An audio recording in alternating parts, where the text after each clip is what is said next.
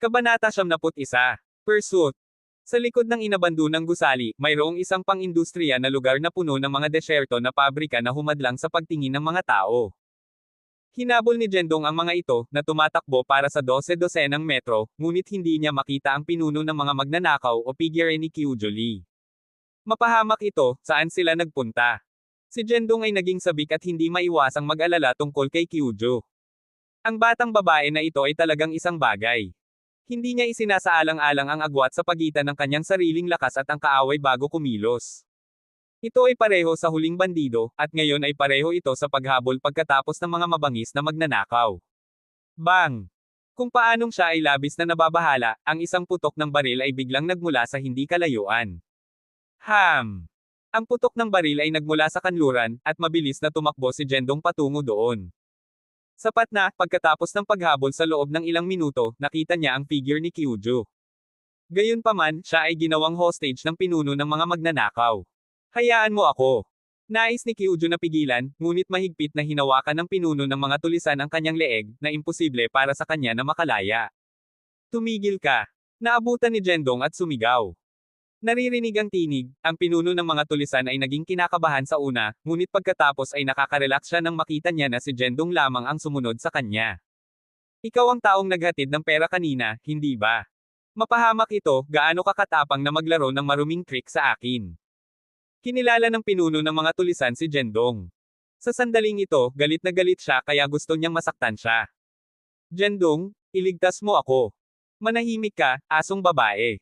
Ang leader ng magnanakaw ay mabangis na nakagambala sa kanya. Si Kyujo ay likas na sumigaw ng tulong, ngunit pinipiga ng pinuno ng magnanakaw ang kanyang leeg na mahirap na kahit na hindi siya makapagsalita. Itigil mo na, huwag mo siyang saktan. Mabilis na namagitan si Jendong.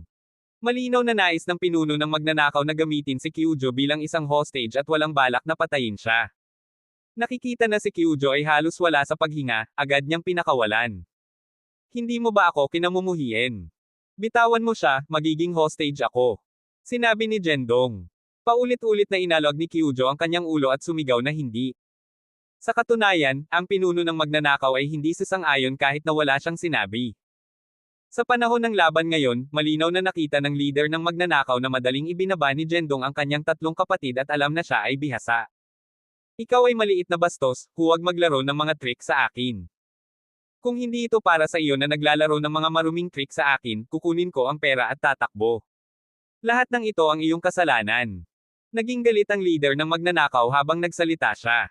Sa kabutihang palad, ang kanyang mga mata ay hindi maaaring pumatay, kung hindi man ay kakailanganin ni Jendong ng 10 buhay upang mabuhay. Sa kanyang lakas, ang pakikitungo sa pinuno ng magnanakaw ay hindi isang mahirap na gawain. Gayunpaman, si Kyujo ay nasa kanyang mga kamay. Natatakot si Jendong na ang anumang aksyon na ginawa niya ay magagalit sa magnanakaw at makakasama sa kanya. Kailangan niyang lumikha ng isang pagkakataon upang hampasin at talunin ang kaaway ng isang hakbang, kung hindi man ay hindi siya maaaring kumilos ng walang ingat. Kid, gusto mo bang isave ang babaeng ito? Sa sandaling ito, ang pinuno ng mga tulisan ay iginuhit ang isang sandang mula sa kanyang baywang at hinawakan ito laban sa leeg ni Kyujo.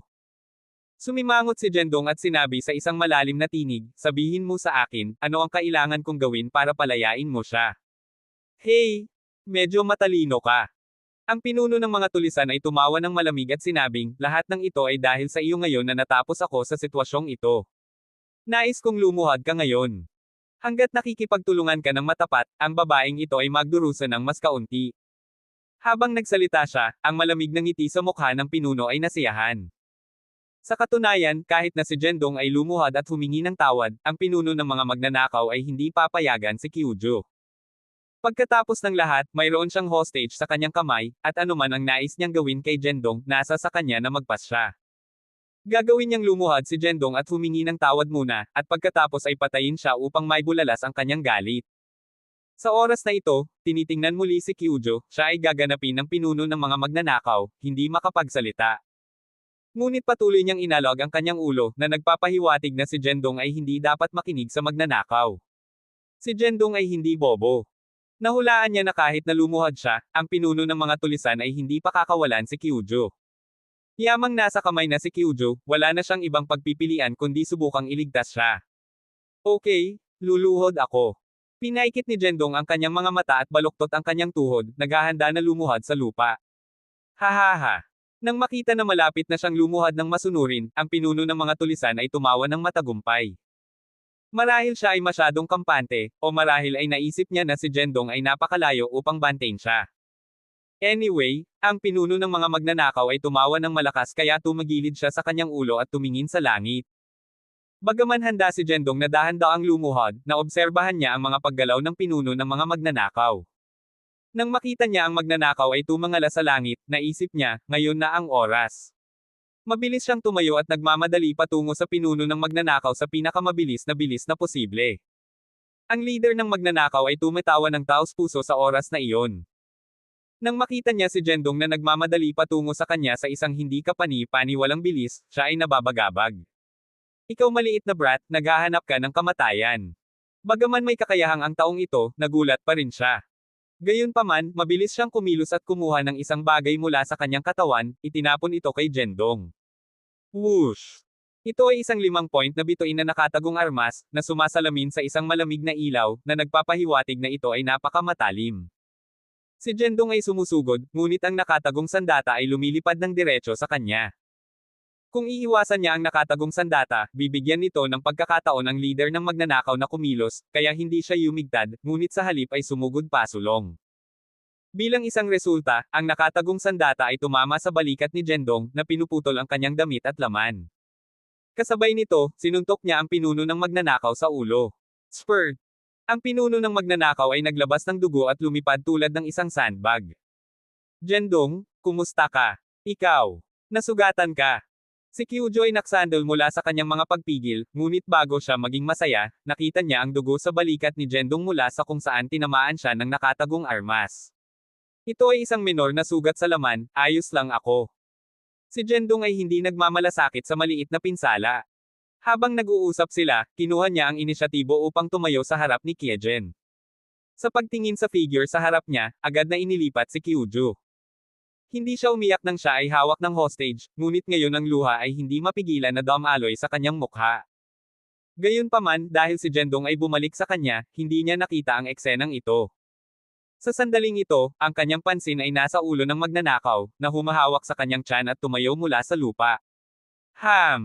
Nagulat si Jendong. Marami na siyang ginamit na lakas sa suntok na ngayon. Ang mga ordinaryong tao na nahit tulad nito ay maaaring mamatay o hindi makakilos, ngunit ang kakayahan ng magnanakaw na tumayo muli ay medyo hindi inaasahan sa kanya. Siyempre, hindi niya inaasahan. Si Kyujo ay libre ngayon, nang walang pagpigil sa pagiging isang hostage. Sa mga mata ni Jendong, this guy was not worth mentioning. Ikaw ang unang taong nang ahas na gawin ito sa akin, Jendong Ye, lumuhod. Magsalita, kung paano mo nais mamatay. Kabanata 72. Pagkalason. Ikaw ay maliit na brat, kahit na mamatay ako ngayon, ay drag kita sa akin. Ang ulo ng gang ay sumigaw ng galit, na susugod kay Jendong tulad ng isang baliw. Nang makita ito, mabilis na tumakbo si Kyujo mula sa likuran, na nais na tulungan si Jendong na makitungo sa taong ito. Sa kabutihang palad, mabilis na kumilos si Jendong at pinigilan siya ng isang kamay. Ang pakikitungo sa scum na tulad nito ay hindi nangangailangan ng anumang tulong. Maaari ka lamang magpahinga sa gilid, aniya, kahit na hindi tumitingin kay Kyujo habang tinitignan niya ang ulo ng gang. Habang nahaharap sila sa isa't isa, ang ulo ng gang ay lumusot sa kanyang kamao patungo kay Jendong, ngunit walang silbi ito laban sa kanya. Madaling umiwas si Jendong at sinuntok muli, na naging sanhi ng ulo ng gang na dumura ng dugo at napaatras. Si Jendong ay malapit nang mag-follow up at tapusin siya, ngunit bigla siyang nakaramdam ng isang matalim na sakit sa kanyang balikat, na kumalat sa buong katawan niya. Ang sakit ay napakatindi kaya siya ay likas na tumahimik. Paano ito magiging? Tiningnan niya ang sugat sa kanyang balikat sa sorpresa. Ito ay isang maliit na hiwa lamang sa balat na sanhi ng ulo ng nakatagong armas ng gang. Sa lakas ng rurok ni Jendong, ang ganitong uri ng pinsala ay dapat magkaroon ng kaunting epekto sa kanya. Bakit napakasakit? Haha! Masakit ang sugat sa balikat mo, hindi ba? Ang pinuno ng gang ay tumawa ng matagumpay habang siya ay tumayo mula sa lupa. Mas nagulat pa si Jendong. Ang taong ito ay kinuha ang dalawa sa kanyang pag-atake sa head-on at nakatayo pa rin. Ang kanyang pagtutol sa pag-atake ay napaka-abnormal. Sasabihin ko sa iyo ang katotohanan, ang nakatagong sandata na nasugatan ka ngayon ay may lason. Kahit na ang lason ay hindi nakamamatay, magdadala ito ng matinding sakit sa nasugatan na lugar. Ang higit mong pagkilos ang iyong braso, mas matindi ang sakit. Ang pinuno ng gang ay nagpahid ng dugo mula sa sulok ng kanyang bibig, at ang kanyang ngiti ay naging mas makasalanan at mapagmataas. Nang marinig ito, sa wakas ay naintindihan ni Jendong kung ano ang nangyayari. Hindi nakakagulat na nakaramdam siya ng kakaibang sakit sa sugat. Hindi ito ang uri ng sakit na dulot ng pagkawasak ng laman, ngunit mas katulad ng milyon-milyong mga ants na kumagit sa sugat. Ito ay naging ang nakatagong armas ay pinahire ng isang espesyal na lason. At tulad ng sinabi ng pinuno ng gang, ang lason na ito ay may malaking epekto lamang sa lokal na lugar ng sugat. Ang nasugatan na lugar ni Jendong ay nasa kanyang balikat. Kaya kung ikinilos niya ang kanyang itaas na katawan, makakaranas siya ng matinding sakit. Ngunit kung ikinilos lamang niya ang kanyang mas mababang katawan, magiging mas mahusay ito. Dahil ito ay isang lokal na sakit, hindi ito isang malaking pakikitungo. Naniniwala ka ba na maaari ko pa ring huwag paginahin nang hindi ko ginagamit ang aking mga kamay? Nagsalita si Jendong. Nakakakita pa rin sa kanya na natawa pa rin sa oras na ito, ang pinuno ng gang ay hindi maipaliwanag na nagalit, napakasigla mo. Kung napakahusay mo, halika at subukan ito. Ang hiling mo ang utos ko. Habang siya ay nagsalita, si Jendong ay nagpalakas ng puwersa gamit ang kanyang mga paa at nagshot sa isang iglap. Ano?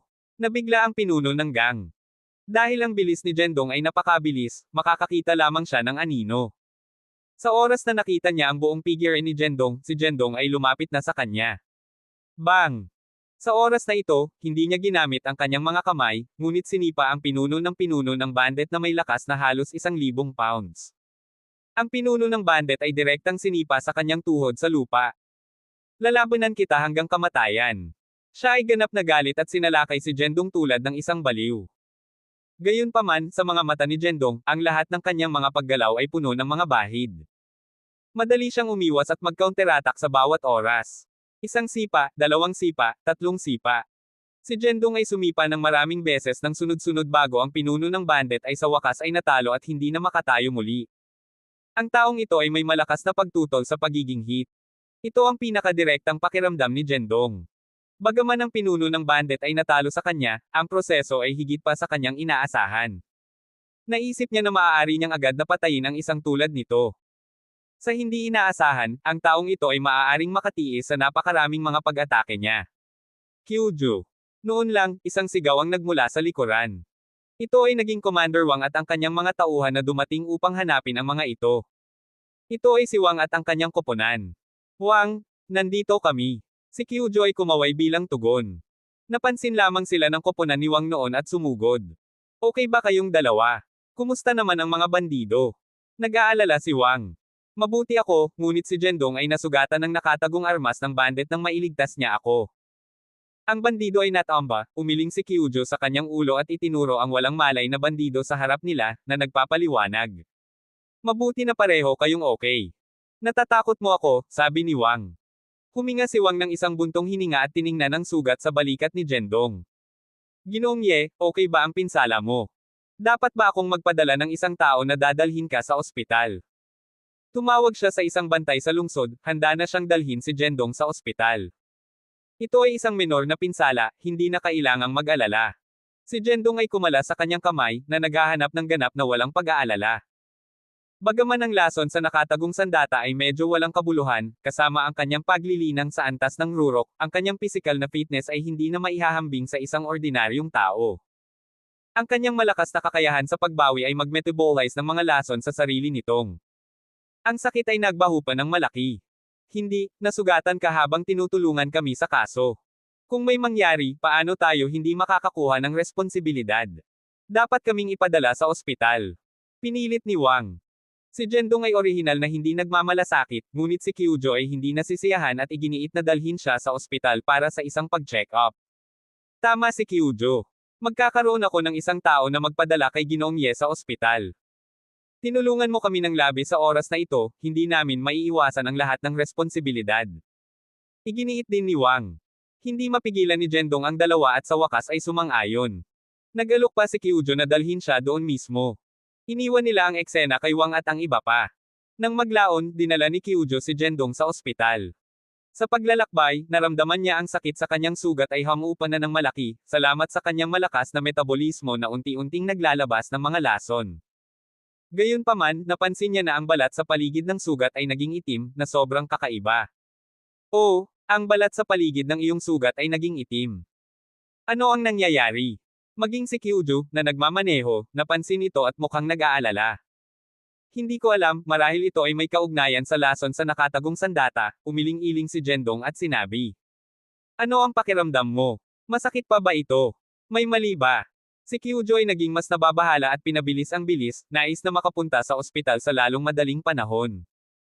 Nakikita ng kanyang pagkabalisa na hitsura, hindi mapigilan ni Jendong na mag-cute ito at ngumiti ng basta-basta. Maaari ka pa ring tumawa sa isang malubhang pinsala. Hindi ka ba natatakot sa anumang nangyayari? Si Jendong ay wala nang naramdaman, ngunit nag-aalala si Kyujo at nadama na siya ang nasugatan. Huwag kang mag-alala, wala ito. Ang sugat ay hindi masakit ngayon.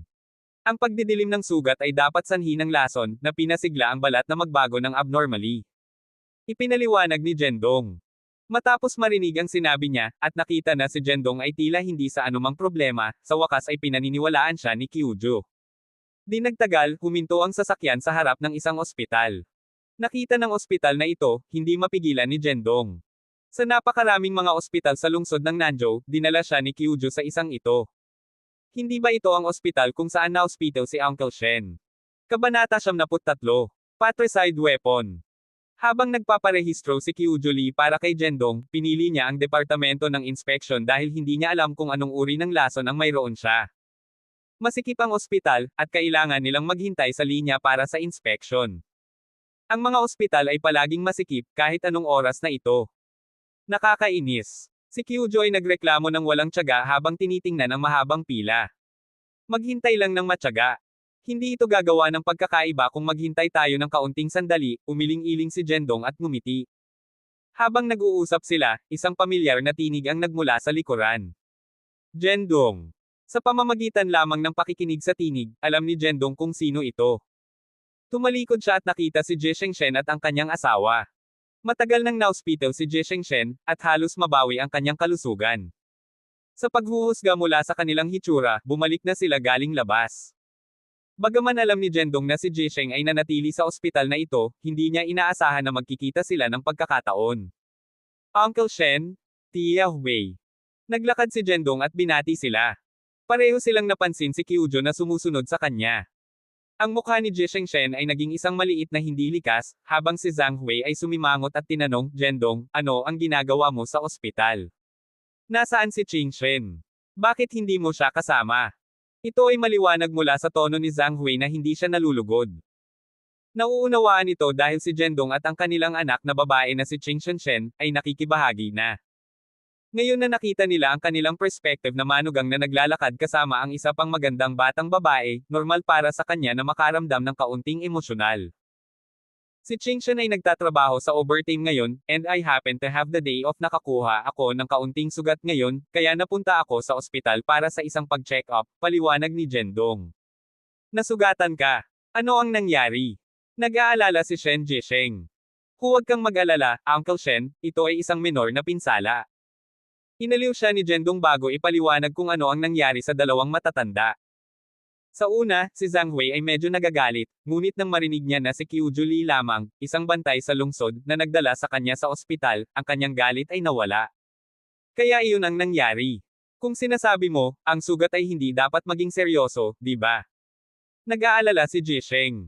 Huwag kang mag-alala, Uncle Shen, wala itong seryoso. Kailangan ko lang magkaroon ng isang pag-check up at makuha ito sa bandang huli, tumango si Jendong.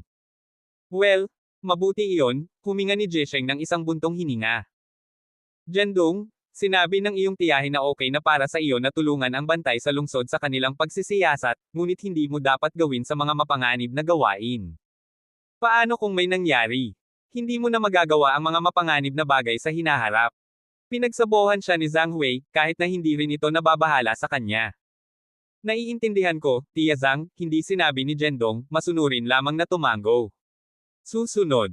Tulad ng swerte nito, natapos na ng nakaraang pasyente ang kanilang pagsusuri, at sa wakas ito ay turn ni Jendong.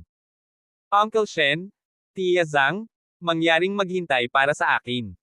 Pumasok ako para sa pagsusuri muna, ipinaalam ni Jendong sa dalawang matatanda bago maghanda na pumasok sa silid ng pagsusuri. Dahil sa lokasyon ng sugat ni Jendong, sa kanyang kanang balikat, nahaharap niya sila sa kaliwang bahagi sa kanilang pag-uusap, kaya hindi malinaw na nakita ni Jisheng ang kanyang sugat. Hanggang sa lumingon siya upang makapasok sa silid ng inspection, lumitaw ang sugat sa harap niya. Wait! Bulalas ni Jisheng, pinigilan siya. Tumingin si Jendong kay Jisheng sa pagkalito. Sa sandaling ito, ang mukha ni Jisheng ay puno ng pagkabigla, ang kanyang mga mata ay nakatitig na parang baka, tinitigan ang kanyang sugat. Ano ang mali, Uncle Shen? Nagtataka si Jendong. Hindi pa niya nakita si Jisheng na seryoso dati. May napansin ba siya? Jendong, ang iyong sugat, bakit ito itim? Natataka na tanong ni Jisheng. Habang nagsalita siya, mabilis siyang naglakad at tinitigan ang sugat sa balikat ni Jendong, paulit-ulit itong sinusuri. Nakikita ng kakaibang pag-uugali ni Jisheng, naging mas nagulat pa kay Jendong. Hindi ko alam kung ano ang nangyayari. Sinabi ng magnanakaw na may lason ang kanyang nakatagong armas, at ang sugat ay maaaring maging itim dahil sa mutation na dulot ng pagkalason. Narinig ang kanyang paliwanag, mas nagulat pa si Jisheng Shen. Tinitigan niya ang sugat at nagbulong ng isang bagay sa ilalim ng kanyang hininga. Dahil ang kanyang tinig ay masyadong mababa, hindi maririnig ni Jendong ang sinasabi ni Jisheng Shen. Maging si Zhang Wei sa tabi niya ay nalilito at hindi maintindihan kung ano ang nangyayari. Matapos kang lason, ang lugar ng sugat ay may matinding sakit, tulad ng kagat ng mga ants. Patuloy na nagtanong si Jisheng. Naririnig ito, hindi na kalmado si Jendong. Naalala niya na si Uncle Shen ay hindi pa nasasangkot sa gawaing medikal, paano niya malalaman ng detalyado? Paano mo nalaman, Uncle Shen? Si Jendong ay nagtanong sa sorpresa. Ito ay talagang ganito talaga siya. Ang Diyos ay may mga mata. Xiao Tian, nahanap kita, sa wakas ay natagpuan kita. Hindi sinagot ni Jisheng ang kanyang tanong, ngunit nasa salita ng excited. Maraming mga pasyente na tumatanggap ng paggamot sa malapit, at lahat sila ay tumingin nang makita sila na labis na nasasabik. Gayunpaman, si Jisheng ay hindi nagmamalasakit sa lahat, ngunit patuloy na tumawa ng excited. Kapag siya ay nagsasalita, binanggit niya ang pangalang Xiao Tian, na ginawa ang pangangalap ng katawan ni Jendong. Dahil ang pangalan ng kanyang ama ay si Xiao Tianye, at ang kanyang ama at tiyuhin na si Shen ay malapit ding magkaibigan. Sinasabi ba ni Uncle Shen ang aking ama? Ano ang nangyayari? Si Jendong ay medyo nababahala, at siya ay ganap na nalilito ngayon. Bakit malalaman ni Uncle Shen sa pamamagitan lamang ng pagtingin sa kanyang sugat, at ano ang koneksyon sa pagitan nito at pagkamatay ng kanyang ama? Bata, suriin mo muna ang iyong sugat, at pumunta sa aking ward mamaya. Panahon na upang sabihin sa iyo ang lahat. Pinunasan ni Jisheng ang kanyang luha at sinubukan na pakalmayan ang kanyang sarili. Upang hindi mag-alala ang mga matatanda, ipina-check muna ni Jendong ang kanyang sugat. Sa kabutihang palad, mayroon siyang isang malakas na pangangatawan, at ang mga lason ay natunaw na. Ang mga resulta ng pagsusuri ay normal, at kinakailangan lamang na bendahan ang sugat. Gayunpaman, kahit na ang doktor na nagsuri sa kanya ay hindi alam kung bakit naging itim ang sugat. Matapos makitungo sa sugat, sumugod si Jendong sa ward ni Jisheng. Si Zhang Hui at Qiu Juli ay orihinal na nandoon, ngunit nang dumating si Jendong, sinabihan sila ni Jisheng na umalis, iniwan lamang si Jendong at siya sa ward. Ang magnanakaw na nakasugat ay gumamit ng ganitong uri ng nakatagong armas. Kinakabahan si Jisheng Shen, na naghahatid ng isang pentagonal na pagkahagis ng dart kay Jendong. Si Jendong ay masyadong pamilyar sa bagay na ito. Ito ay eksaktong kapareho ng nakatagong sandata na ginamit ng magnanakaw ngayon. Ang tanging pagkakaiba ay ang dulo ng dart ng magnanakaw ay matalim, habang ang isa sa kamay ni Jisheng ay medyo mapurol. Bukod sa pagkakaiba na ito, sila ay karaniwang pareho. Malinaw na ang dalawang darts ay nagmula sa parehong lugar. Anong uri ng nakatagong sandata na ito, at bakit mo ito alam, Uncle Shen? Tanong ni Jendong sa pagkabigla. Ang nakatagong sandata sa aking kamay ay kinuha mula sa iyong ama mga taon na ang nakalilipas. Ang taong nagpatay ng iyong ama ay ginamit ang ganitong uri ng nakatagong armas. Ang mga salita ni Jisheng Shen ay tulad ng isang kulog, sumabog ang puso ni Jendong. Kabanata 74. Ang katotohanan. Si Xiao Tianye, ang ama ni Jendong Ye, ay pinatay nang si Jendong ay 5 taong gulang lamang. Gayunpaman, hindi alam ni Jendong kung sino ang salarin dahil siya ay masyadong bata at ang kanyang memorya ay hindi malinaw. Malabo lamang niyang naalala na matapos na patayin ang kanyang ama, dinala siya upang manirahan kasama ang pamilyang Shen sa loob ng isang panahon. Nang maglaon, ginamit ni Uncle Shen ang kanyang mga koneksyon upang maipadala siya sa imperyo ng Guyuan upang sumali sa hukbo. Pagkatapos nito, gumala siya sa ibang bansa sa loob ng maraming taon. Si Zhendong ay palaging nakikipag-ugnay kay Uncle Shen sa mga nakaraang taon. Gayunpaman, hindi nabanggit ni Uncle Shen ang anumang bagay tungkol sa pagpatay sa kanyang ama. Sa tuwing tinanong ni Zhendong, palaging ginagawa ni Uncle Shen na hindi tama ang tiyempo. Sa katunayan, nag-aalala din siya tungkol sa kaligtasan ni Zhendong at natatakot na mapinsala siya. Ang pangunahing dahilan kung bakit bumalik si Zhendong mula sa samahan, bukod sa kanyang pakikipag-ugnayan kay Qing Shen, ay malaman kung sino ang pumatay sa kanyang ama. Uncle Shen, ano ang nangyari sa aking ama noon? Sabik na tanong ni Zhendong. Maraming taon na siyang nagtanong tungkol dito at maraming beses na tinanong si Uncle Shen, ngunit tumanggi si Jisheng Shen na sabihin sa kanya sa bawat oras. Gayunpaman, dahil binanggit ito ni Uncle Shen ngayon, malinaw na handa siyang sabihin sa kanya. Bumantong hininga si Jisheng at pagkatapos ay nagsimulang ipaliwanag. Ang iyong ama at ako ay lumaki ng magkasama. Noong kami ay 18, ang iyong ama ay nagpunta sa ibang mga lugar upang gumala habang nanatili ako sa Nanzhou City upang magtrabaho ng husto. Pagkatapos nito, nawalan kami ng pakikipag-ugnay. 10 taon pagkatapos, isang araw, ang iyong ama ay bumalik sa Nanzhou City kasama mo, na 2 taong gulang lamang. Natuklasan ko ang kanyang lakas, na labis na malakas. Sa taong iyon, sinimulan ko ang aking sariling negosyo at ang iyong ama ay bumalik upang tulungan ako. Lahat ay maayos hanggang sa isang araw, sa aming paglalakad upang makipag-ayos sa negosyo, bigla kaming nakatagpo ng isang pag-atake ng isang mahiwagang tao. Sa oras na iyon, ginamit ng taong iyon ang ganitong uri ng nakatagong armas upang salakayin ang iyong ama. Kung ito lamang ang iyong ama, dapat niyang hawakan ang misteryosong tao. Ngunit sa oras na iyon, nasa sasakyan din ako, at upang maprotektahan ako, ang iyong ama ay nagduso mula sa malubhang panloob na pinsala at namatay. Ang mahiwagang tao ay nakatakas din sa mga pinsala, naalala ni Jisheng na masakit, na detalyado ang mga kaganapan sa taong iyon. Matapos makinig, sa wakas ay naintindihan ni Zhendong kung bakit nakuha ni Uncle Shen ang pentagonal na nakatagong armas na ito at alam ang mga sintomas matapos na malason. Ito ay naruroon na siya ay nasa tanawin ng labanan ng kanyang ama sa mahiwagang tao at nasaksihan ang lahat. At tulad ng sinabi ni Uncle Shen, pagkatapos na bumalik ang kanyang ama sa Nanzhou City, sinusuportahan niya siya sa kanyang mga pakikipagsapalaran sa negosyo, na ang lahat ay lihay-timo at hindi dapat magresulta sa napakalalim na pagkapuot sa sinumang iba pa. Ang mahiwagang tao ay malamang na isang tao ang nasaktan ng kanyang ama sa kanyang paglalakbay sa labas.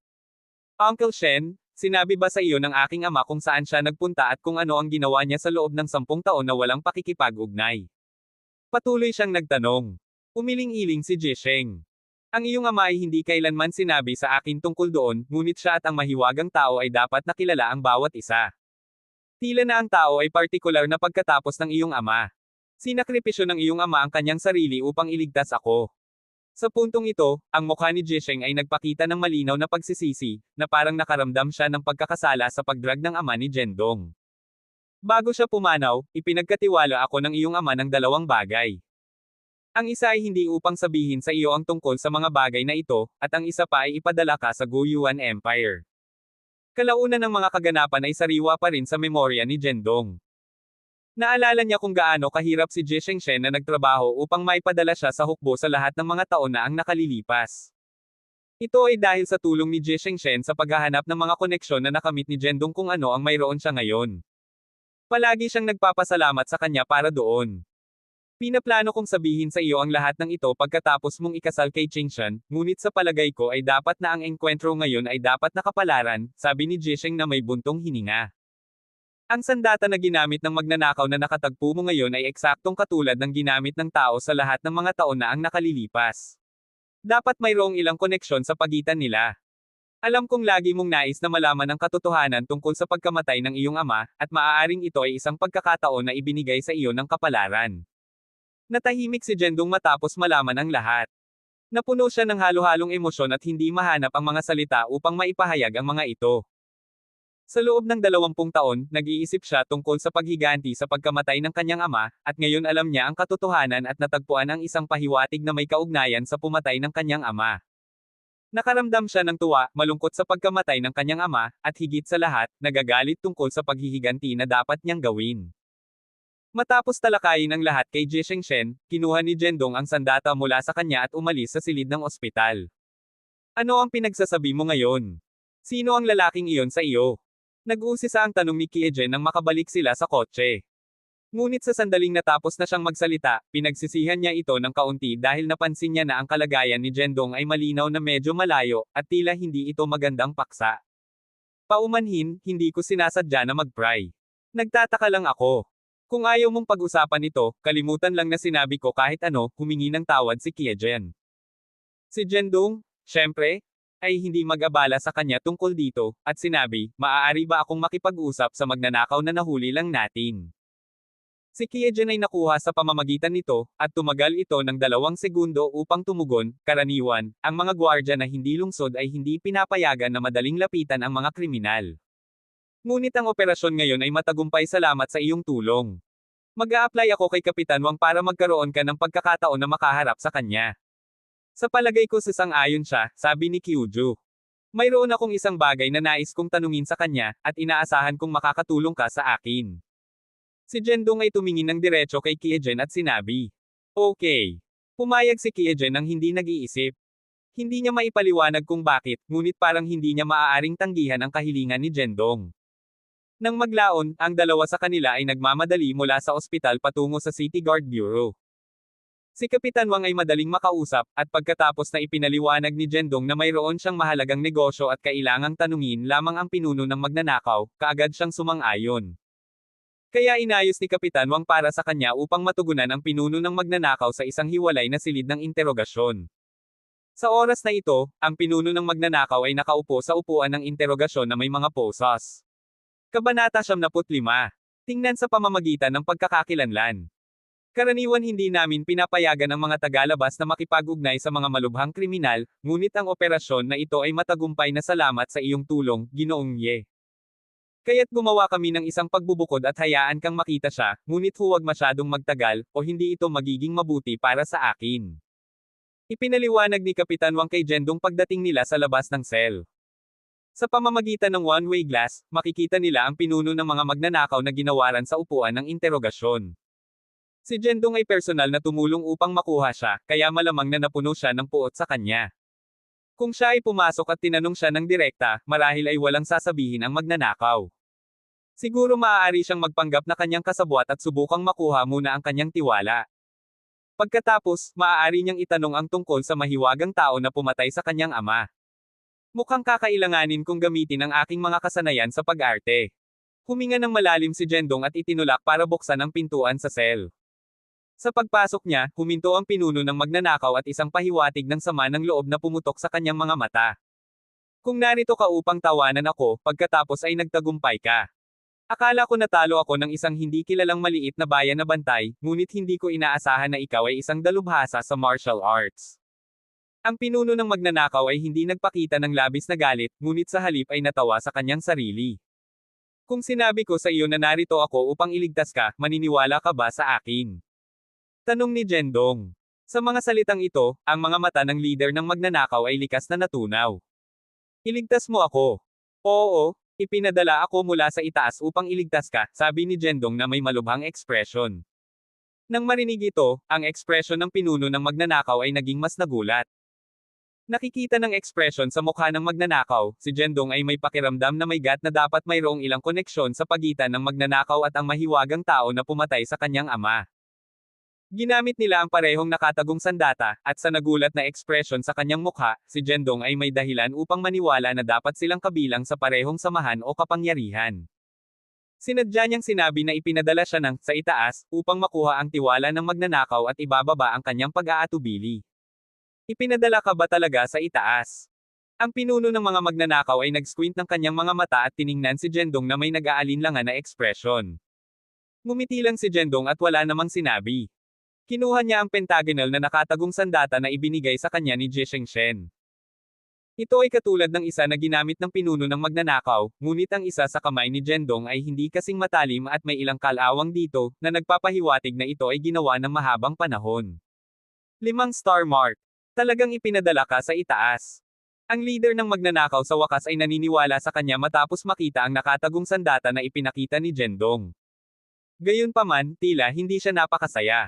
Sa halip, siya ay kinakabahan at tinanong, tumakas ako pagkatapos gumawa ng isang malubhang pagkakamali. Bakit pinadala ka pa rin ng samahan upang mailigtas ako?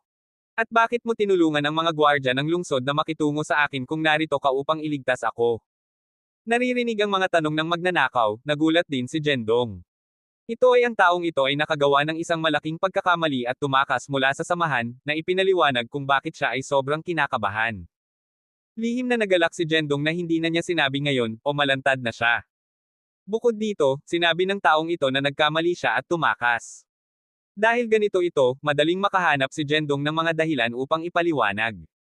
Wala akong pagpipilian kundi upang matulungan ang mga gwardya ng lungsod na makitungo sa iyo.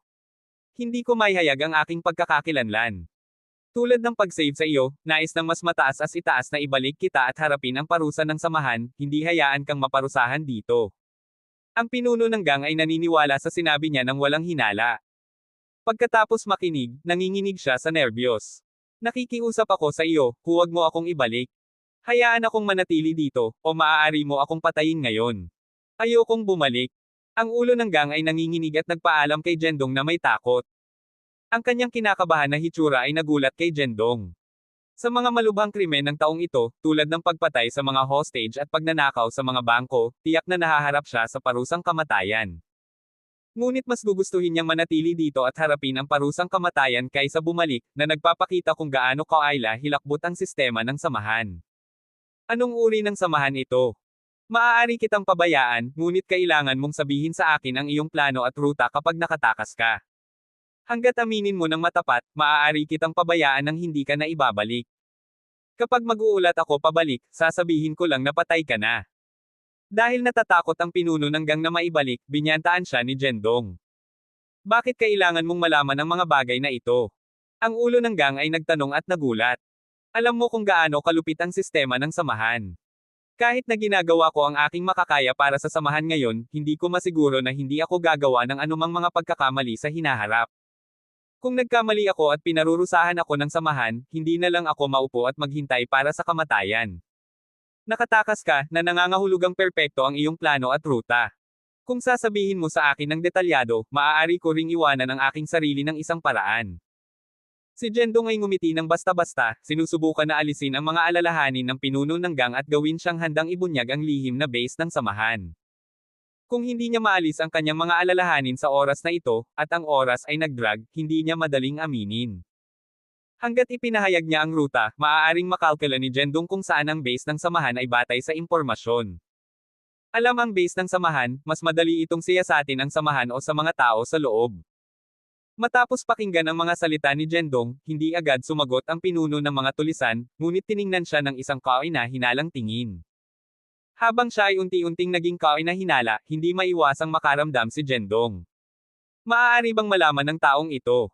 Siyempre, nag-iingat siya sa kanyang puso, ngunit sa ibabaw, mayroon pa rin siyang isang mapanunuyan na hitsura, kaya, ano sa palagay mo? Ang pakikitungo na ito ay hindi isang pagkawala para sa iyo. Kid, hindi ka ipinadala ng mga mas mataas as itaas, ikaw ba? Ang pinuno ng mga tulisan ay pinaliit ang kanyang mga mata at biglang sinabi ito. Biglang lumubog ang puso ni Jendong. Talagang naisip ito ng taong ito, ngunit paano niya nalaman? May sinabi ba siyang mali? Siyempre ipinadala ako ng mga mas mataas sa itaas. Kung hindi, paano ako magkakaroon ng 5-star mark?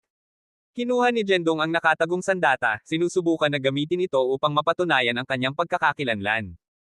Ngunit ang pinuno ng mga tulisan ay hindi naniniwala sa lahat at sinabi, hindi mo na kailangang magpanggap. Kahit na hindi ko alam kung saan mo nakuha ang nakatagong sandata na ito, tiyak na hindi ka ipinadala ng mas mataas na pag-upo o bahagi ng samahan.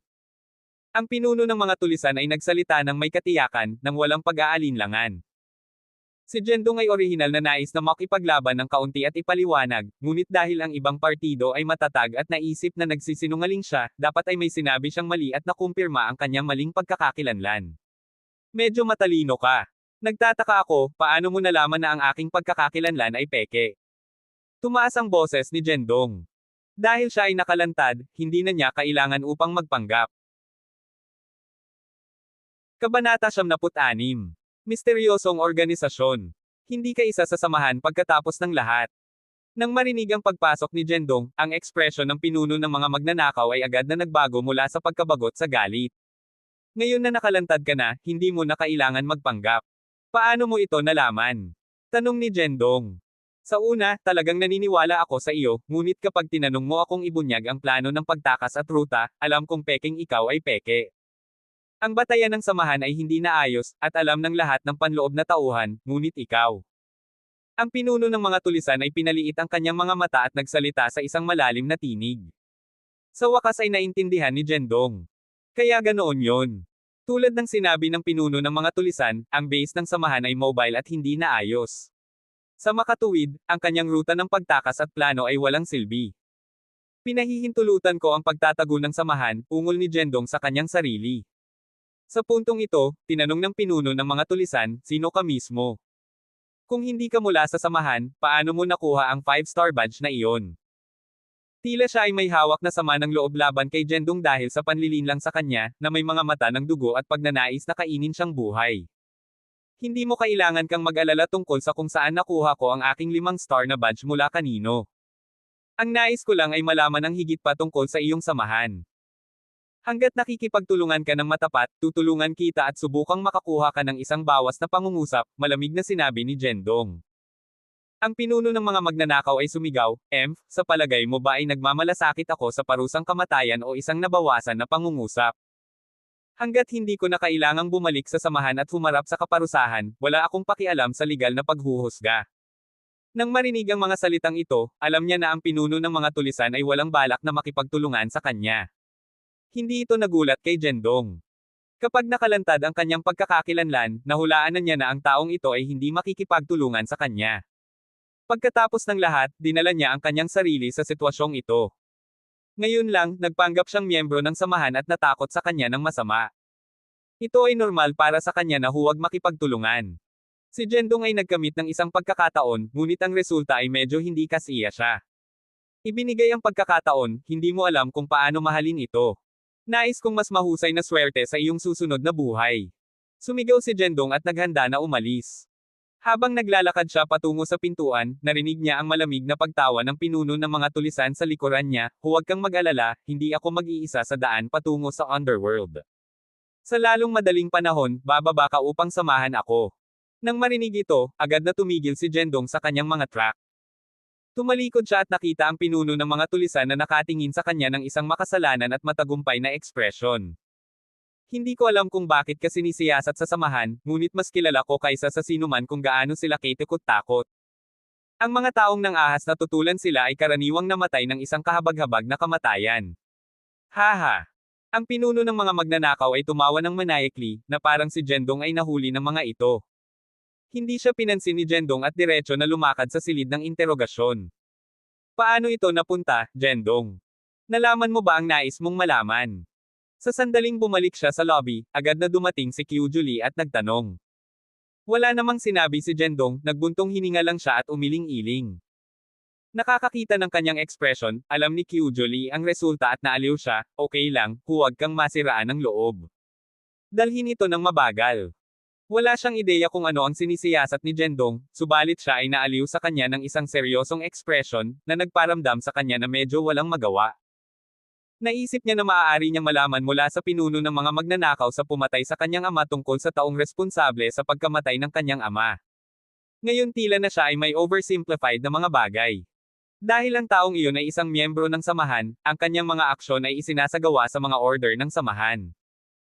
Sa madaling salita, ang mahiwagang tao mula sa likuran noon ay isang tagapagpatupad lamang, at ang tunay na tao na pumatay sa kanyang ama ay ang tinatawag na samahan na ito. Gayunpaman, hindi alam ni Jendong kung anong uri ito ng samahan. Ang impormasyong magagamit sa kanya ay masyadong limitado, ngunit mayroon siyang pakiramdam na ang bagay na ito ay maaaring maging mas komplikado kaysa sa naisip niya. Dahil hindi na siya makakakuha ng karagdagang impormasyon dito, si Jendong ay hindi na nanatili at nagpaalam kay Kyujo bago umalis. Ito ay hapon na, at ang araw ay malapit ng itakda. Kinuha ni Jendong ang kanyang telepono at nag-scroll sa numero ni Lolo. Nakatitig siya sa numero sa loob ng mahabang panahon, nag-aalangan, bago tuluyang na-dial ito. Hoy! Sumisikat ba ang araw mula sa kanluran? Ikaw maliit na rascal ay talagang kumuha ng inisyatibo na tawagan ako. 2 beses na tumunog ang telepono bago ito sumagot, at ang tinig ni Lolo ay narinig sa tatanggap. Ngumiti si Jendong, kung hindi kita makipag-ugnay sa iyo, sinabi mong wala akong budi. Ngayon na nakikipag-ugnay ako sa iyo, tinutokso mo ako. Ano ang gusto mong gawin ko? Go. Go. Go. Little rascal. Ano ang mali sa pagpapalam sa akin ng kaunti? Kung hindi ako makipag-usap, mamamatay ako, hindi ba? Nagreklamo si Lolo sa kabilang dulo ng telepono. Bagaman nagreklamo siya, tinanong pa rin ni Lolo, kaya, nababagabag ka na baka makailan. Gusto mo ba kitang tulungan? Naunawaan ng matandang lalaki si Jendong at alam na hindi siya makikipag-ugnay sa kanya maliban kung ito ay talagang kinakailangan. Kung maayos ang lahat, hindi tatawag si Jendong ng 1 taon, maliban kung nakatagpo siya ng isang bagay na hindi niya malulutas at nangangailangan ng tulong. Hindi ito isang problema, gusto ko lang humingi ng tulong sa iyo, sabi ni Jendong na may isang mapait na ngiti. Oh, anong uri ng tulong? Nagulat din ang matandang lalaki sa telepono at tinanong, ano ang sitwasyon? Sinabi ni Jendong sa matanda tungkol sa nangyari ngayon. Alam ng matandang lalaki ang tungkol sa background ni Jendong at naintindihan na ang pangunahing layunin niya sa pagbabalik sa oras na ito ay upang mahanap ang mamatay tao na pumatay sa kanyang ama sa mga nakaraang taon. Ito ay ang kanyang nais mula noong siya ay bata pa, at naghihintay siya na maging sapat na malakas upang maghayganti para sa kanyang ama. Kaya nauugnay ito sa iyong namatay na ama, hindi nakakagulat na tinawagan mo ako, sabi ng matanda na may kaluwagan at binulong sa kanyang sarili, sabihin mo sa akin, ano ang gusto mong gawin ko? Napakakaunting mga nangunguna ngayon, at wala akong makitang anumang bagay. Nais kong gamitin mo ang intelligence network ng Tianlang, upang siyasatin ang mahiwagang samahan na ito para sa akin, sabi ni Jendong nang walang pag-aatubili, na ipinahayag ng direkta ang kanyang mga saloobin.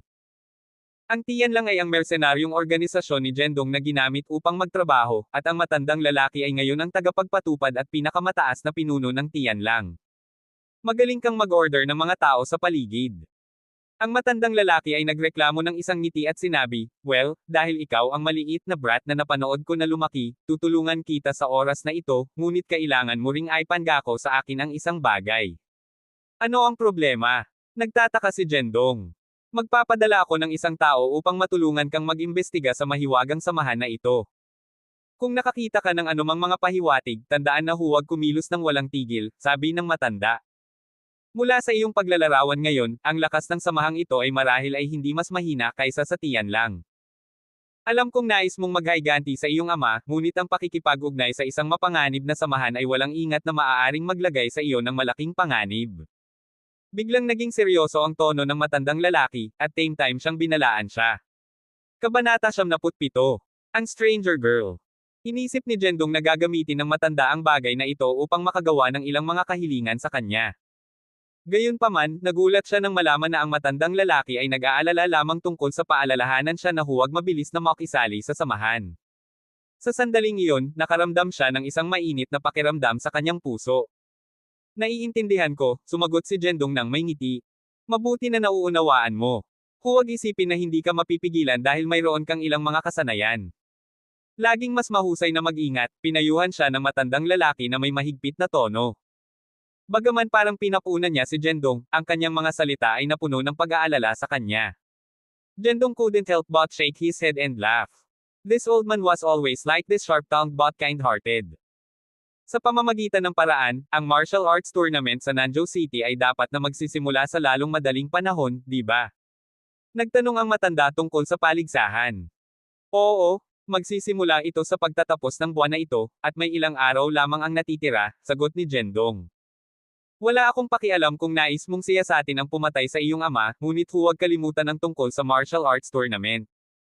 Tandaan lamang, kahit ano paman, kailangan mong pumasok sa top 10. Pinapaalalahanan siya ng matanda na may seryosong tono. Pagdating sa martial arts tournament, biglang naging seryoso ang tono ng matanda. Bihirang narinig ni Jendong na nagsasalita siya ng ganito, na nagpakita na ang bagay na ito ay napakahalaga.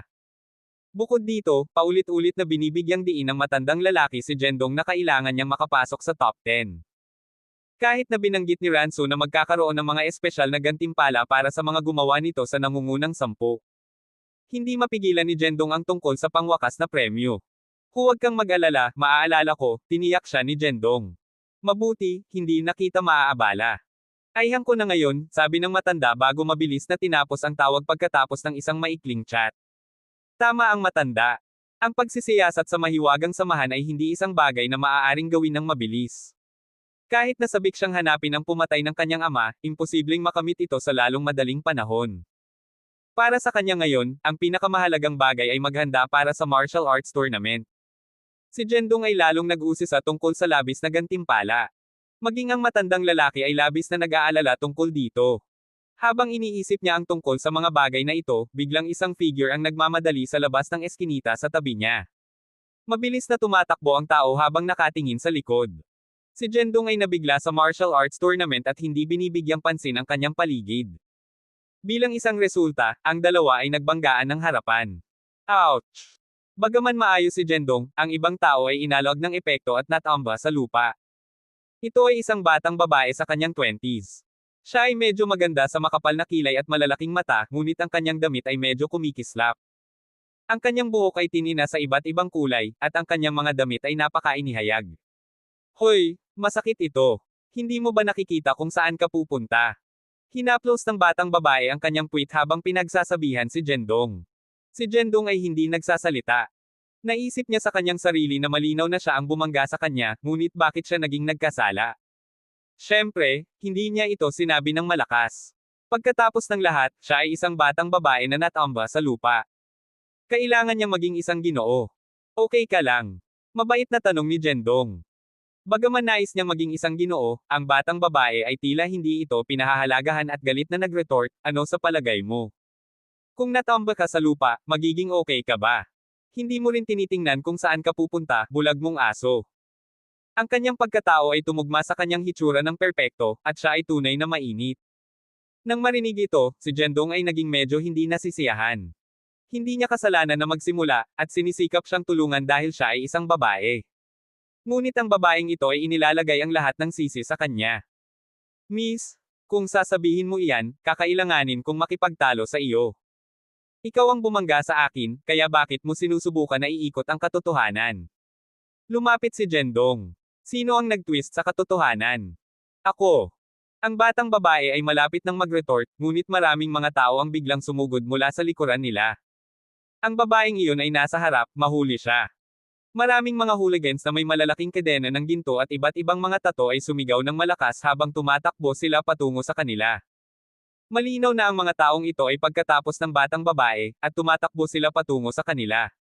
Nagpanik ang batang babae nang makita niya ito. Sa isang sandali ng desperasyon, niyakap niya ng mahigpit si Jendong.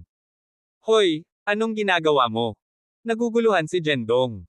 Ang batang babae ay tila hindi narinig siya at patuloy na sumando sa kanya habang gumagawa ng hindi maliwanag na paggalaw. Sumigaw siya, honey, tingnan, ang mga taong ito ay binabaliwala ako. Ano ang kamatayan?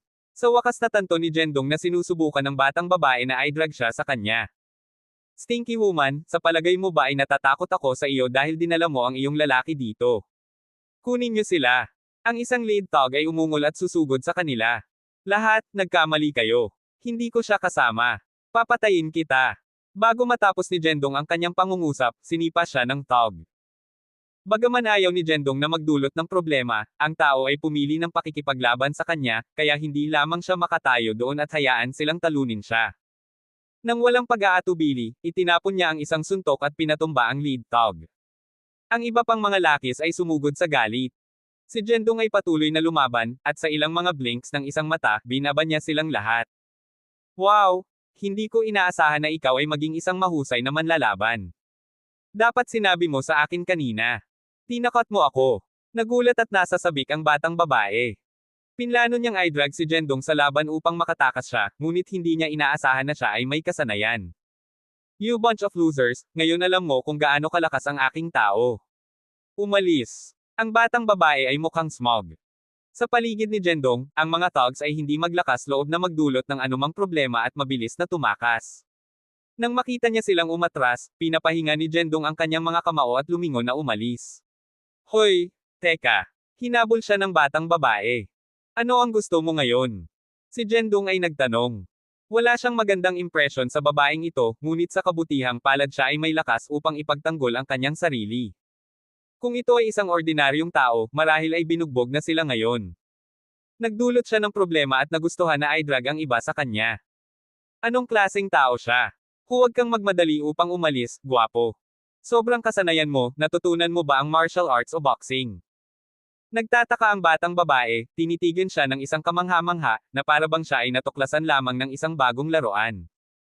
Ano ito sa iyo kung ano ang gagawin ko? Lumapit si Jendong. Ang batang babae ay hindi nagagalit, ngunit sa halip ay nakangiti at lumakad. Oh, halika, huwag kang magalit. Kasalanan ko lang ngayon. Hindi ba ako maaaring humingi ng tawad sa iyo? Hindi na kailangan.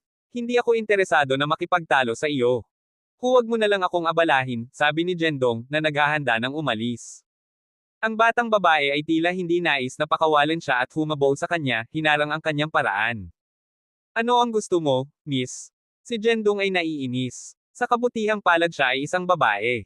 Kung ito ay isang tao, si Jendong ay sipain siya ng matagal kung ang manggahas siyang maging nakakainis. Kabanata 78. Underutilized talent. Hoy, huwag kang magalit. Gusto ko lang maging kaibigan ka. Ngumisi ang babae. Karaniwan, kapag ang isang magandang babae ay nais na maging kaibigan sa isang lalaki, hindi siya tatanggi. Ngunit si Jendong ay walang interes sa kanya. Siya ay malakas at vulgar, at na-trick lang siya kanina. Si Jendong ay tinanggihan lamang sa kanya. Hindi ko rin alam kung paano ka mamamatay kung naging kaibigan ako sa isang katulad mo. Pinagsalubong ni Jendong ang kanyang mga mata. Alam niya na galit pa rin si Jendong sa nangyari kanina. Without hesitation, she reached into Jendong's pocket. Are you trying to molest me? Si Jendong ay malapit nang umalis siya, ngunit kinuha niya ang kanyang telepono at minabuti na nag-dial ang isang numero. Di nagtagal, ang kanyang sariling telepono ay tumunog sa kanyang bulsa. Sa wakas natanto ni Jendong na nais ng babaeng ito na panatilihin ang kanyang numero. Ibalik mo sa akin. Hiniling ni Jendong ang kanyang telepono. Okay, okay. Ayoko ng telepono mo. Gusto ko lang isave ang numero ko dito, sabi ng babae. Inilista niya ang kanyang pangalan na Yao Yao, sa telepono ni Jendong at ibinalik ito sa kanya. Mula ngayon, magkaibigan tayo. Patuloy tayong makipag-ugnay. Aniya. Si Jendong ay masyadong tamad upang makipagtalo sa kanya. Kinuha niya ang kanyang telepono at naglakad palayo nang hindi nagsabi ng isang salita. Sa oras na ito, siya ay sapat na matalino na hindi sumunod sa kanya. Pagkatapos lamang niyang ganap na inalog siya ay kinuha ni Jendong ang kanyang telepono at tinanggal ang numero na nasave niya. Nang maglaon, nagpunta si Jendong sa Shen Corporation. Nang siya ay bumalik, ito ay nakaraan na 6 sa gabi. Perpekto niya ito upang kunin si Ching Shen pagkatapos ng trabaho. Dumiretso siya sa kanyang tanggapan pagdating sa kumpanya. Kumatok, 2 beses siyang kumatok, at tumugon si Ching Shen, halika. Nang marinig ang kanyang tugon, itinulak ni Jendong ang bukas na pinto at lumakad. Si Ching Shen ay nakatingin sa ilang mga dokumento at nagulat na makita siya. Bakit ka nandito? Akala ko ikaw ay off ngayon, tanong niya. Hehe. Narito ako upang kunin ang aking hinaharap na asawa pagkatapos ng trabaho, tumawa si Jendong at sumandal sa kanyang mesa, panunukso niya. Kagandahan, oras na upang umuwi. Bakit hindi natin mapapalitan ang ating mga damit at lumabas upang makapagpahinga? Hindi mapigilan ni Ching Shen ngunit ngumiti sa kanyang masamang pagpapahayag. Pasensya na, guwapo. Gusto kong mag-relax, ngunit hindi ngayon. Si Jendong ay orihinal na nagplano upang kunin si Ching Shen at gumugol ng ilang kalidad ng oras ng magkasama. Gayunpaman, nang marinig ang kanyang tugon, ang kanyang kalooban ay agad na nagsored. Oh, kailangan mong magtrabaho muli? Tanong niya. Oo, kamakailan lamang ang kumpanya ay nagtatrabaho sa ilang mga aktibidad sa negosyo kasama ang Chingmo Hall. Kailangan kong kumpirmahin ang mga detalye at mga pag-audit sa pananalapi sa lalong madaling panahon at ipadala ang mga ito, sigaw ni Ching Shen, mukhang pagod. Si Jendong ay napaatras. Ibig mong sabihin. Ang Chingmo Hall na madalas na may hawak na mga tugma sa boxing. Oo, hindi lamang sila may hawak na mga tugma sa boxing, ngunit nag-aayos din sila ng iba't ibang mga aktibidad at promosyon ng martial arts. Kahit na sila ay isang organisasyon ng boxing, ang pamana ng Chingmo Hall ay hindi mas mababa sa 4 na pangunahing pamilya. Kapag nagtatrabaho sa isang pangunahing kliyente, hindi namin kayang mag-ingat, paliwanag ni Ching Shen. Sa una, nagulat siya, ngunit sa karagdagang pag-iisip, tila normal ito.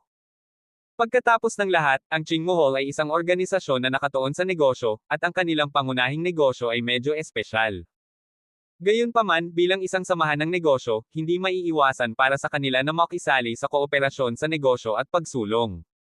Hindi nakakagulat na si Chingshan, ang chairman, ay personal na abala dito. Ito ay naging ang Chingmohol ang unang partido. Sa pagsasalita tungkol sa Chingmohol, agad na naisip ni Jendong ang boss sa likuran ng mga eksena na si Ching Jiebei. Sinubukan ng babaeng ito na manalo siya sa lahat ng uri ng mga kilos. Inisip ni Jendong ang kanyang sarili, kung siya ay tumawag sa kanya at hiniling sa kanya na maging masigasig sa kooperasyon sa loob ng ilang araw, hindi dapat magkaroon ng anumang problema, di ba? Asawa, kung ang Chingmohol ay hindi nagmamadali sa proyekto, kung gayon hindi mo na kailangang magtrabaho ng overtime, di ba? Tanong ni Jendong. Kung ang customer ay hindi nagmamadali, syempre hindi ko kailangang magmadali, ngunit paano ito posible? Ang kanilang taong namamahala ay nakipag-ugnay sa akin ngayong hapon at hiniling na tapusin ito sa lalong madaling panahon, sabi ni Chingshan na may isang mapait na ngiti. Hehe, madali iyon. Maaari kong hilingin sa kanila na bigyan tayo ng ilang araw pa. Tumawa si Jendong. Ha! Natigilan si Chingshan. Ang iba pang partido ay ang Chingmohol, makikinig ba sila sa kanya? Hindi tulad ng pagtatanong sa isang nagbebenta ng pansit na magdagdag ng ilang higit pang mga sibuyas sa ulam. Hindi ipinaliwanag ni Jendong, kinuha lang niya ang kanyang telepono at nadial ang numero ni Ching Jiebei. Nang inanyayahan siya ni Ching Jie para sa tsaa sa huling oras, nagpalitan sila ng mga numero. Sa kabutihang palad, hindi siya tumanggi sa oras na iyon. Hoy, ano ang okasyon para tawagan mo ako ngayon, kapatid na Jendong? Sinagot ni Ching Jie ang telepono. Mabilis na sinagot ang telepono, at ang kaakit-akit na tinig ni Ching Jie ay dumaan sa linya. Ang kagandahan ng babaeng ito ay masyadong malakas. Kahit na hindi pa sila nagkita ng personal at narinig lamang ang kanyang tinig sa telepono, parang hinihikayat niya ang kanilang kaluluwa. Sister Ching Jia, upang maging matapat, may pabor ako na hilingin sa iyo. Si Jendong ay hindi tinalo sa paligid ng Bosch. Hehe, ano ito? Dahil ito ay isang kahilingan mula sa maliit na kapatid na Jendong, si sister ay tiyak na makakatulong kung kaya niya. Malinaw na sumagot si Ching Jie sa telepono. Narinig ko na ang iyong Chingmo Pavilion ay kamakailan lamang ay nakipagtulungan sa The Shen Group. Maaari mo bang bigyan kami ng ilang higit pang mga araw sa pag-unlad ng proyekto? Ano pa ang maaari? Iyon lang. Walang problema. Si Ching Jie ay hindi nag-atubiling at sumang-ayon ng direkta. Pagkaraan nito, maririnig nila si Ching Jiebei na nagbibigay ng mga order sa isang tao sa telepono, sinabi sa kanila na makipag-ugnay sa Shen Group at maantala ang pag-unlad ng proyekto. Dahil hindi inilagay ni Jendong ang telepono sa speaker, hindi marinig ni Chingshan ang pag-uusap. Hindi niya alam kung kanino tumawag si Jendong, tanging ito ay isang babae. Tulad ng pag-uusisa niya, biglang tumunog ang telepono sa desk. Mabilis na sinagot ni Chingshan ang telepono, ngunit hindi niya alam kung ano ang sinabi sa kabilang dulo. Ang kanyang mukha ay nagpakita ng isang pahiwatig ng sorpresa. Ito ba ay mula sa Chingmo Pavilion? Ano ang sinabi nila? Tanong ni Jendong. Ito ay ang taong namamahala sa Chingmo Pavilion. Sinabi nila na huwag mag-alala tungkol sa proyekto at gawin itong mabagal. Si Chingshan ay tumitig sa kawalan ng paniniwala sa kanyang mga mata. Matapos marinig ang kanyang mga salita, sa wakas ay nadama ni Jendong. Hindi pa niya ito inihang ang kanyang sariling telepono at mabilis na ipinahayag ang kanyang pasasalamat kay Ching Jiebei, na nagsasabing, "Salamat, Sister Ching Jia." Huwag banggitin ito, Jendong. Pagkatapos ng lahat, pinahahalagahan kita bilang isang tao. Ngunit kakaiba ako, bakit mo ako hiniling sa pabor na ito? May kilala ka bang kahit sino sa Shen Corporation? Tanong ni Ching Jia. Nagtatrabaho ako sa Shen Corporation mismo. Sumagot si Jendong. Una nang nagulat si Ching Jia, at tumagal ito ng ilang segundo upang gumalaw. Personal niyang nasaksihan ang lakas ni Jendong. Para sa isang katulad niya na magtrabaho sa Shen Corporation ay tila isang pag-aaksaya ng talento. Ito ay tulad ng paggamit ng isang sledgehammer upang i-crack ang isang nut. Kabanata 79. May utang na loob. Kung gaano takot ang lakas ni Jendong, natatakot ako na ang mga ordinaryong tao ay hindi maaaring isipin ito. At ang gayong tao ay gumagana para sa pangkat ng Shen, na nagpapasaya sa mga tao na hindi makapaniwala. Maaari ba itong maging masamang lasa ng isang peerless master? Kung hindi man, paano posible na magtrabaho para sa iba? Ang pangkat ng Shen ay hindi nagkakahalaga ng pagbanggit sa mga mata ni Sister Ching Jia. Naisip niya na wala ng ibang makatwiran. Sa pag-iisip tungkol sa mga kalamangan at kahinaan nito, si Sister Qingjia ay isang matalinong tao. Matapos malaman na si Jendong ay nagtatrabaho para sa Shen Group, dumating siya ng maraming mga countermeasures. Dahil nagtatrabaho siya sa pangkat ng Shen, ang kanilang saloobin sa grupo ni Shen sa Aokikon House ay kailangang mabago. Pagkatapos ng lahat, ang lakas ni Jendong ay sapat na upang mabigla ang hindi mabilang na mga tao. Ang nasabing isang malakas na master ay nagkakahalaga ng pagbabayad ng isang presyo upang manalo. Bukod dito, si Jendong ay napakabata pa rin, na may gayong lakas sa murang edad, tiyak na siya ay magiging isang figure na maaaring iling ang mundong ito sa hinaharap. Bagaman hindi siya nagmamalasakit sa pangkat ng Shen, ang pangkat ng Shen na nagmamay-ari kay Jendong ay isang bagay na karapat-dapat na seryosong pansin. Si Sister Qingjia ay hindi isang ordinaryong tao na maaaring pamahalaan ang tulad ng isang napakalaking pavilion ng Aokikon. Matapos timbangin ang kalamangan at kahinaan, gumawa siya ng tamang paghuhusga. Dahil mayroong isang pagkakaroon tulad ni Jendong sa likod ng pangkat ng Shen, kung gayon ang pangkat ng Shen ay isang bagay na karapat-dapat na seryosohin. Gayunpaman, si Sister Qingjia ay napakausisa tungkol sa kung paano pinamamahalaang ng Shen Group si Jendong. Si Qingshen ay naghanglang sa telepono. Sa isang iglap, ang telepono ay beep muli. Ito ay talagang hindi maipaliwanag, sino ito? Nakikita ng numero ng telepono sa screen, nagbago ang ekspresyon ni Qingshen, maaari ba itong maging panahon ng biyaya ng proyekto, kung ano ang nangyari, o? Nakaramdam siya ng kaunting hindi mapakali. Di nagtagal ay nakarating na siya sa telepono. Hi! Hello? Ako si Qingshen Shen. Matapos pag-isipan ito, ang kutis ni Qingshen ay naging pangit, at medyo nag-aalala siya. Kung sakaling ang mga Aokikon ay nagsisisi, hayaan akong mag-relax ng ilang araw, at ang mga nakakahirap na bagay ay darating muli. Kaagad pagkatapos, ang kutis ni Qingshen ay nagsimulang magbago ng malaki. Mula sa pag-igting ngayon hanggang sa pagpapahinga, at pagkatapos ay mula sa pagpapahinga hanggang sa isang masayang ekspresyon. Talaga! Kung maaari mong iwanan kami ng maraming oras, hindi ba magkakaroon ng anumang mga problema sa iyong tabi? Ang tinig ni Qingshen ay labis na nagulat, at sa tunog ng sorpresa, ang kagalakan sa kanyang mukha ay hindi makakatulong sa pagpapakita. Hindi okay lang, Miss Shen, ang proyektong ito ay hindi kagyat, at hindi mahalaga kung gaano katagal bago makumplito ito ng iyong kumpanya. Ilang araw na ang nakalilipas, ang pangkalahatang tagapamahala ay medyo hindi makatuwiran, ngunit ngayon kapag nakikipag-usap siya kay Qingshen, ang kanyang pag-uugali sa serbisyo ay napakahusay, ang kaibahan ay medyo malaki. Okay, salamat. Si Qingshen ay naihang ang telepono, pagkatapos ay tumingin kay Jendong na nasa sabik. Ano ang mali? Ngiti ni Jendong na may ngiti. Ito ang mga tao mula sa Qingmo Pavilion na biglang sinabi sa akin na ang proyektong ito ay hindi nagmamadali, at binigyan kami ng sapat na oras ng Shen upang makumplito ang gawain. Masayang sinabi ni Qingshen. Iyon ay magiging kahanga-hanga. Sinabi ni Jendong. Ngunit sa kanyang puso, si Jendong ay may kaunting pagmamahal. Sa pamamagitan lamang ng isang maikling tawag sa telepono, maraming bagay ang nagawa. Tila siya, sa kabilang banda, ay may utang na loob. Matapos makipagpalitan ng mga kasiyahan kasama sina Jendong, si Sister Qingjia at Jendong ay naghang sa telepono. Matapos ay hang ang telepono, naging matalim muli ang mga mata ni Sister Qingjia. Bagaman, sa harap ng mga taong pinahahalagahan niya, nagpakita siya ng isang kaaya-aya na hitsura, ngunit sa mga mata ng iba, siya ay isang masigasig at malalakas na hitsura. Sister Qingjia, may iba pa bang kailangan iutos? Isang gwapong lalaki sa isang itim na suit ang biglang humakbang at nagtanong ng magalang. Siya ang katulong ni Sister Qingjia, at bilang kanang kamay ni Sister Qingjia, kilala niya ng mabuti si Sister Qingjia. Kapag ipinakita ni Sister Qingjia ang ekspresyon na ito, dapat mayroong isang bagay na kailangang sabihin sa kanya na gawin. Tiningnan ni Sister Qingjia ang katulong sa tabi niya, na may pagpapahayag ng pag-aproba sa kanyang mga mata, mayroon akong isang bagay na kailangan mong gawin. Miss Qingjia, ano ang problema?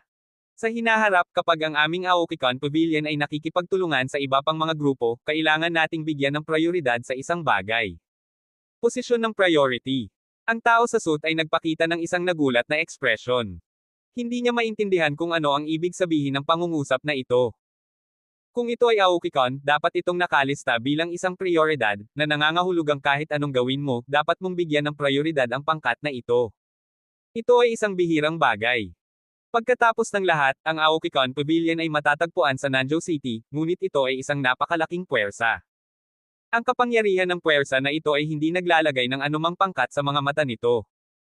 Maliban sa isang maliit na bilang ng mga pangkat na may background, ang Aokicon Pavilion ay hindi pa natilihin ang anumang pangkat bilang isang prioridad.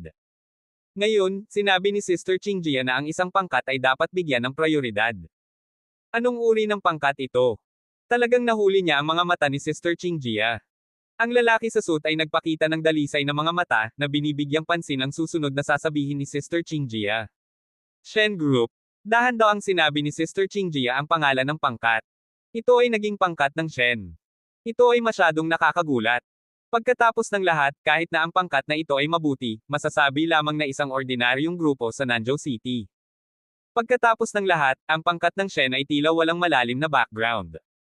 Ito ay napakapangkaraniwan para sa tulad ng isang pangkat na tretuhin ng seryoso ng Aokicon. Ngunit ang tao sa suit ay isa ring matalinong tao, agad niyang sinabi, okay, kung gayon ang subordinate na ito ay agad na maglaan ng mga mapagkukunan upang alagaan ang pangkat ng Shen sa iba't ibang mga bagay. Palagi akong naging isang tao na laging nagbabayad ng mga pabor, dahil may utang ako mula sa Aokicon, tiyak na babayaran ko sila balang araw.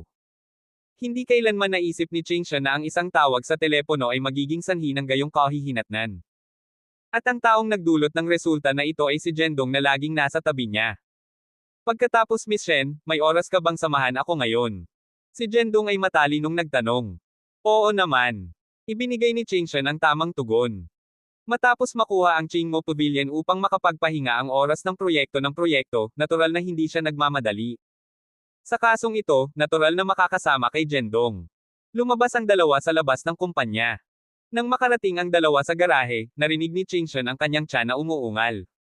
Kapag siya ay abala sa trabaho, hindi siya nakakaramdam ng gutom. Ang pangunahing bagay ay naramdaman niyang gutom kaagad kapag siya ay nakaka-relax, kaya kakain na siya ngayon. Si Jendong, sa kabilang banda, ay dinala siya sa Dongfeng Hotel. Dongfeng Hotel. Tumingin si Chingshan sa signboard ng hotel, natural na alam niya ang hotel na ito. Sa lungsod, ito ay itinuturing na isang napakasikat na hotel. Maraming mga sikat na tao ang pupunta dito upang tikman ang pagkain. Kabanata 100. Ang biktima ni Chijo. Sa Qingzhou City, ang Dongfeng Hotel ay hindi lamang isang ordinaryong hotel. Maraming mahahalagang figure ang pumili ng hotel na ito para sa kanilang mga pagtitipon at mga partido dahil ang pagkain sa Dongfeng Hotel ay sikat na mahal at masarap. Naglakad si Jendong Ye kasama si Chingshan Shen. Ang Dongfeng Hotel ay tunay na nabuhay hanggang sa reputasyon nito bilang isang grand hotel, na puno ng iba't ibang mga dekorasyon na nag-exuded ng luho. Kung ito ay ang mga kwadro na gawa sa mga dingding o ang porselana sa mga talahanayan, lahat sila ay ginawa ng mga masters. Sa napakaraming pinalamutian na kagamitan, hindi katakataka na ang Dongfeng Hotel ay naging pinakamahusay na hotel sa Qingzhou City. Ito ang unang pagkakataon ni Chingshan dito, at kahit na narinig niya ang reputasyon ng Dongfeng Hotel, hindi pa siya nakarating dito. Ito ang kanyang unang pagkakataon, at narito siya kasama ang taong gusto niya. Sir, kailangan mo ba ng tulong? Isang waiter ang lumakad sa kanila. Ang serbisyo ng hotel ay napakamatulungin, na may isang waiter na dumating pagkatapos na sila ay pumasok. Dalawa para sa hapunan, mangyaring tulungan akong pumili ng isang mas mahusay na lokasyon. Okay, Ginoo. Kaagad, pinangunahan sila ng waiter sa isang lugar na may magandang pagtingin. Umupo si Jendong at tiningnan si Chingshan. Gusto mo bang mag-order ng isang bagay? Siya ay napakamaginoo, na ibigay ang menu kay Chingshan. Sinulyapan ni Chingshan ang menu at inalog ang kanyang ulo. Ang pagkain dito ay masyadong mabigat. Nasa dieta ako kani-kanina lamang, kaya mag-order lamang ng isang bagay na magaan. Huwag mag-order ng anumang masyadong mataba. Ang mga batang babae ay laging nais na mawalan ng timbang, at nang ibigay ni Chingshan ang sagot na ito, hindi nagulat si Jendong. Tila na ang mga batang babae sa edad na ito, lahat ay nais na mawalan ng timbang. Pagkatapos ng lahat, ang pagpapanatili ng figure na iyon ay hindi isang madaling gawain. Ang pag-iisip tungkol dito, ang pagiging isang babae ay nangangailangan ng labis na disiplina sa sarili at mga patakaran, na talagang bihira. Pagkatapos ay gawin natin ito, at ito, Jendong casually order ng ilang pagkain. Okay, Ginoo. Naitala ng waiter ang lahat ng mga pagkain na iniutos niya sa isang maliit na kwaderno at pagkatapos ay magalang na tinanong, gusto mo ba ng ilang tsaa habang naghihintay ng pagkain, Ginoo? Jasmine tea, mangyaring. Di nagtagal, nagluluto ang waiter ng tsaa at umalis. Matapos kumuha ng isang paghigop ng tsaa, nagpakita si Jendong ng isang tingin ng pag-aproba. Nakapunta ka na ba sa hotel na ito dati? Tinanong ni Jendong kay Qingshan. Hindi, narinig ko na ang hotel na ito. Maraming mga kilalang tao ang gustong pumunta dito para sa pagkain, sagot ni Qingshan. Ngunit ang hotel na ito ay talagang mabuti, tumingin siya sa paligid. Medyo maingay lang. Maingay. Si Jendong ay tumingin sa paligid at natagpuan na ito ay talagang medyo maingay. Marahil ang mga taong pumupunta rito upang kumain ay higit sa lahat para sa mga pag-uusap sa negosyo, kaya ang tunog ay hindi maiiwasang medyo magulo. Lihim na naalala ni Jendong na hindi gusto ni Qingshan ang mga maingay na lugar, kaya kailangan niyang makahanap ng isang mas tahimik na lugar sa susunod na lumabas sila upang kumain. Sa oras na ito, sa isa pang talahanayan sa hotel. Maraming mga lalaki na may suot na itim na damit na may kakaibang tato na nagtipon. Kapatid na Chijo, bakit hindi ka nasisiyahan?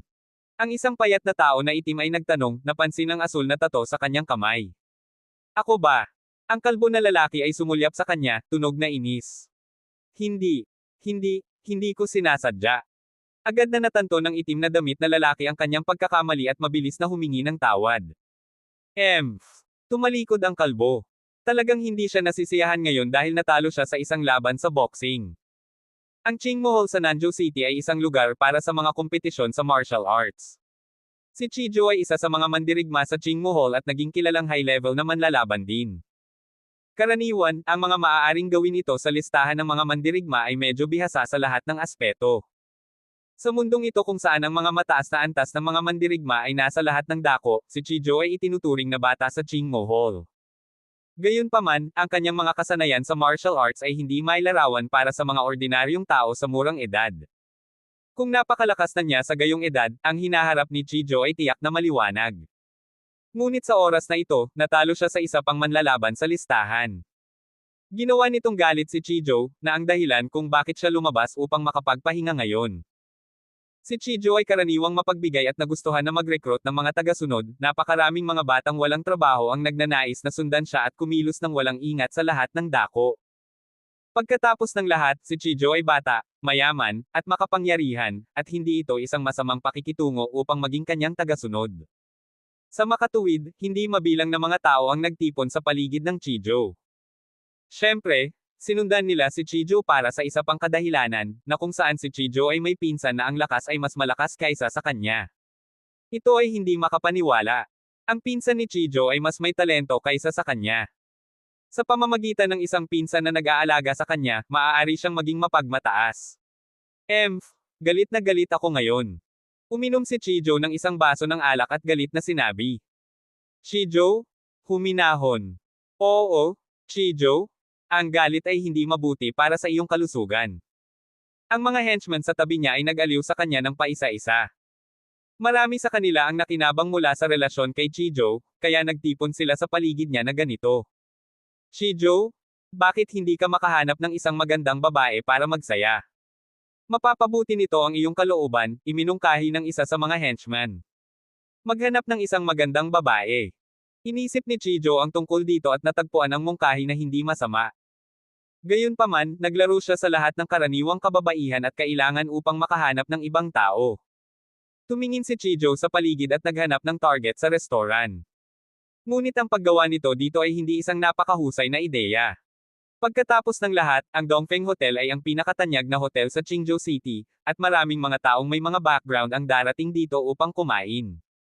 Ngunit mayroon ding maraming mga batang babae na dumating kasama ang iba pang mga layunin, lalo na sa mga may magandang hitsura. Kahit na, nadama ni Chijo na kailangan niyang mag-ingat. Pagkatapos ng lahat, kung hindi sinasadyang siya ay bumagsak sa isang tao na makapangyarihan, magiging mahirap ito. Bagaman si Chijo ay itinuturing na isang taong may katayuan, maraming tao sa Dongfeng Hotel na may mas malalim na mga background kaysa sa kanya. Kung talagang nagkakaproblema siya, makakatulong din ang kanyang pinsan, ngunit marahil ay magdadala ito ng hindi kinakailangang problema sa kanyang pinsan.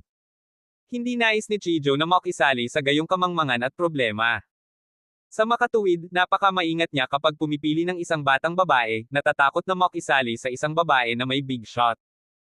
Si Chijo ay tumingin sa paligid sa magagandang kababaihan at natagpuan na ang bawat isa sa kanila ay may isang tagapagtanggol ng bulaklak sa tabi nila. Ang mga kalalakihan na ito ay bihis na napakarilag, at kahit na ang kanilang mga background ay hindi maliwanag mula sa kanilang hitsura, ang kanilang marangal na pag-uugali ay nakakatakot. Ngunit sa lalong madaling panahon, si Chijo ay nakalok sa isang target sa kaliwa sa harap. Dalawang tao ang nakaupo doon na kumakain.